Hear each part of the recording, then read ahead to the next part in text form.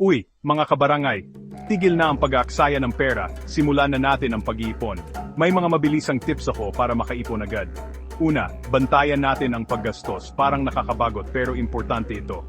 Gumamit ng app o notebook para isulat lahat ng ginagastos mo, kahit piso lang. Magugulat ka kung saan napupunta ang pera mo. Pangalawa, bawas-bawasan natin ang maliliit na luho. Kailangan ba talaga araw-araw bumili ng milk tea o mamahaling kape? Subukan mo gumawa ng sarili mong inumin sa bahay. Mas mura, at ikaw na ang barista. Panghuli, magtakda ng goal para sa ipon. Gusto mo ba ng bagong gadget o pang-emergency fund?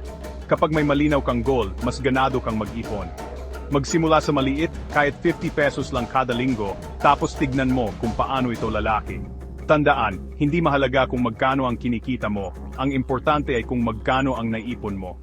Simulan mo na ngayon at magugulat ka kung gaano kabilis lumaki ang ipon mo.